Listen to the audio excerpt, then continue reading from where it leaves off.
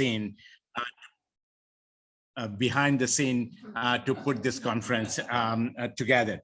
Please join me and give a hand to Ms. Alicia and all others for their dedication and hard work in putting this conference together one more time. Thank you, Alicia. Thank you. Thank you. Okay, now let me get to my talk. As you can see, my title of my presentation is Diversity and Multiculturalism as Pathways to Better Citizenship. As you will see, many of you are aware that multiculturalism usually characterized as the presence of distinct religious, cultural, racial, and ethnic group within a society. However, I would like to broaden this lens of multiculturalism to include the emerging prism of education aimed at creating a politically and socially aware global citizenship. In other words, education today through multiculturalism should be perceived as a strategy as well as a philosophy to produce sensitive and skillful generation who are not only going to embrace diversity, but also work towards creating an harmonious global society. I strongly believe that whichever corner of the world we are teaching at this point, we have to prepare our future students not only to serve their own community, but to serve the global community. Because I believe that every community in every place is interconnected or connected with each other. Let me give you a simple rudimentary example of this connectivity, right? In the Western world, we depend on the developing countries for the garments that we all wear. I'm sure if you look at the tag of your garments, or whatever you're wearing, probably are made in some developing countries like Bangladesh, Cambodia, Thailand, Egypt, Kenya, and different places. So you can see the connectivity of that community that we depend on each other, right? It's a two-way street. We need them for their cheap labor, and that's a fact. And also they need us for their economic stability. So that's why I always emphasize the importance of connectivity of this. With this particular framework, I wanted to talk about the purpose of education, right? Within this framework of multiculturalism, I strongly believe that education or the school should be more than the 3 R's that we are all familiar with: reading, writing, and arithmetics, right? Instead, schools should play a critical role in producing the professionals of all backgrounds who would be the global citizens in tune with the values of the diverse democratic society. So that, as you will see throughout my talk, I will emphasize the importance of global citizenship rather than the citizens within our own individual border because of that connectivity in this particular time. Resistance, when increased threat of hyper-nationalism all over the place, the world is producing that, creating a resistance to create that engaged global citizenship. Under these circumstances, the relevance of multiculturalism and diversity has become even more critical. Let me give an example. Within today's political and social environment in the United States, I'm sure you're following up the news from the United States, a certain segment of the population is trying to resist in creating that inclusive community. One glaring example of such an effort is the banning of books, specifically books that are focused on diversity and multiculturalism in the United States. Let me give you one particular example. The university where I teach is about 15 miles from that place. There are many rural communities or suburban communities. Now, one of the school districts a couple of months ago was trying to ban a children's book for teachers to read about the life of Malala Yousafzai. I'm sure you're familiar. Malala Yousafzai was a young girl who was shot in 2012 because she was demanding girls' education in certain province of Pakistan, right? So you can see, and many of my students were surprised why that particular book the community was trying to ban. In addition, also many school districts these days are trying to ban any books about LGBTQ plus community. According to the American Library Association, last year in 2021, about 1,500 books on diversity and multiculturalism was banned for teachers to use or try to prevent them in using that in the classroom. I'm sure those kind of resistance are not only in the United States, it's happening in many parts of the world. Now, then let me come to the point of what is the task at hand for us with this kind of resistance, right? Let me turn to that point. As many of you are aware, the concept of multiculturalism varies from expert to expert. Different experts defined it in different ways according to their point of view.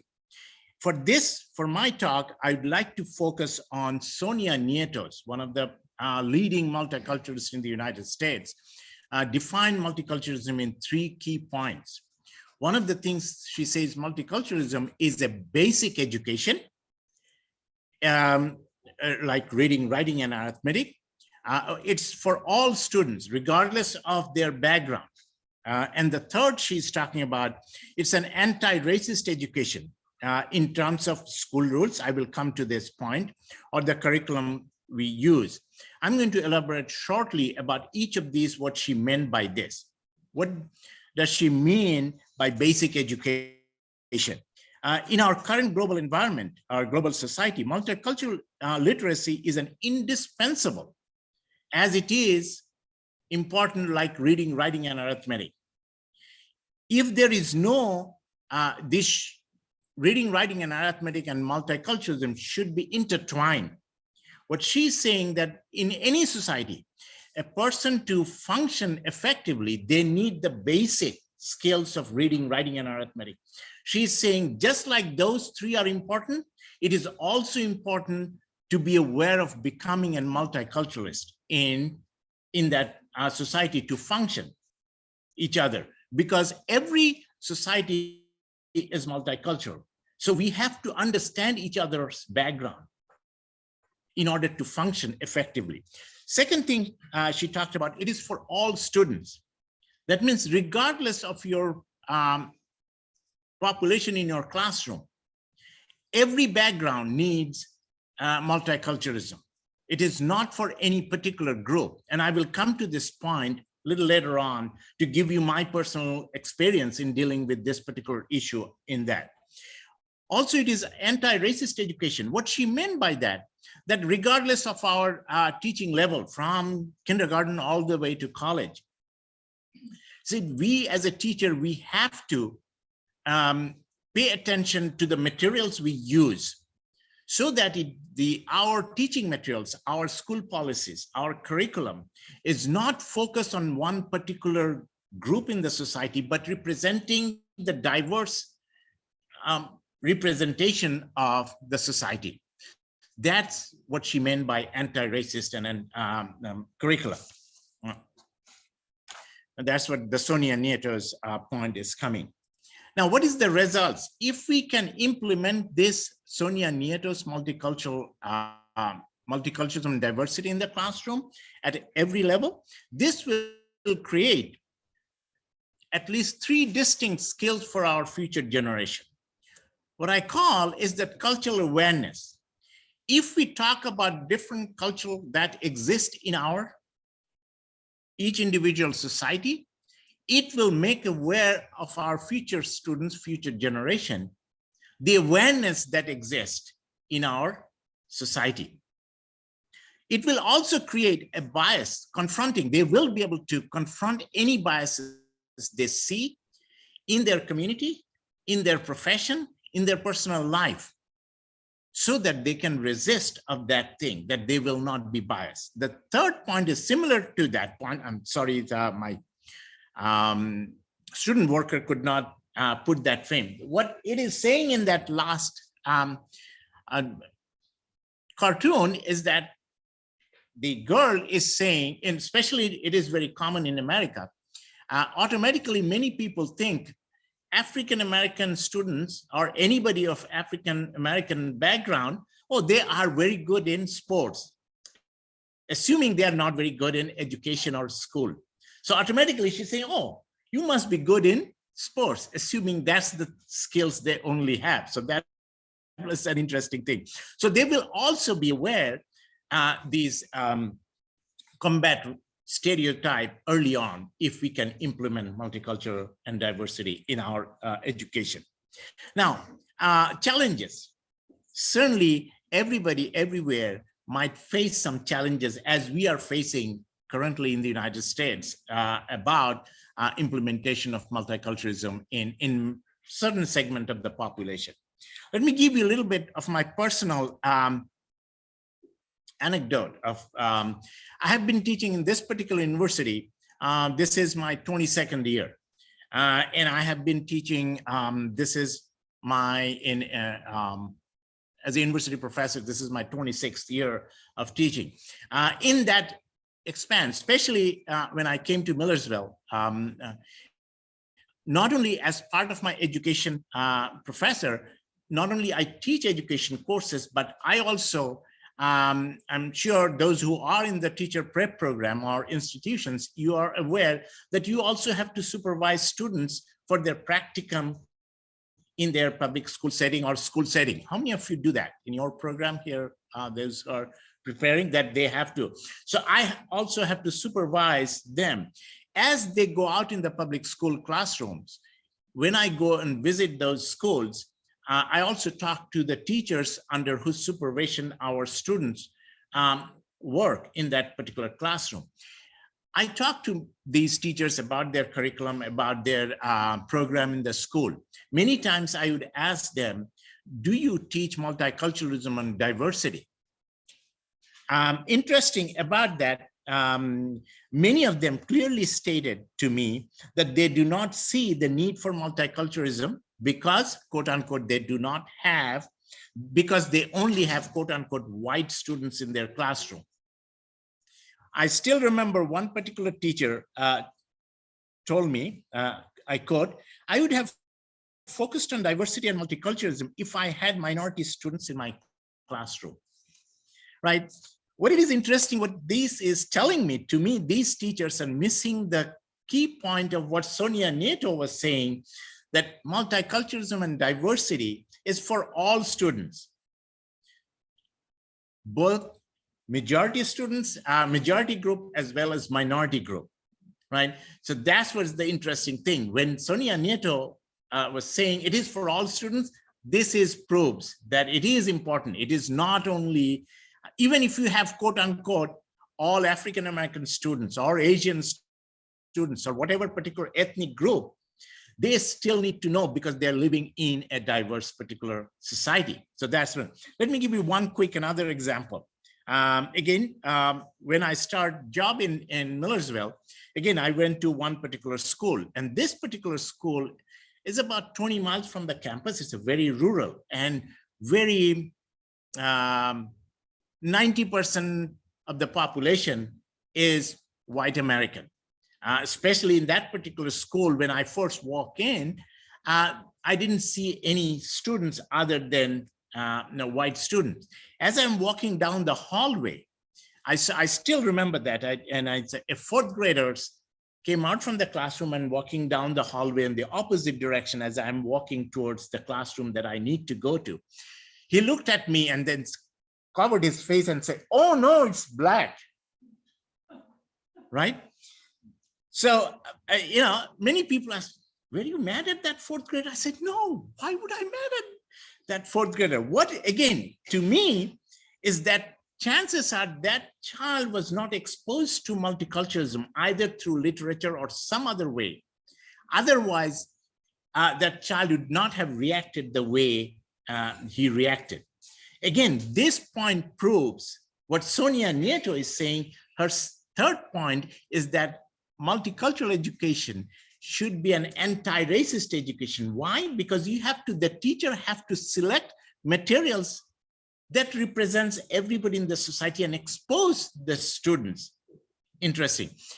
So that's what's important thing. Let me just quickly give you one. I still remember that particular school is about 40 miles from Pittsburgh, Pennsylvania, one of the largest city in Pennsylvania, which is completely diverse. All I was thinking at that point, if that child had traveled to Pittsburgh, that child would have had a heart attack. When he has to see a lot of diverse people in the city. So that was the interesting thing in that particular city. That's what I meant. Oh no, he was reacting to that.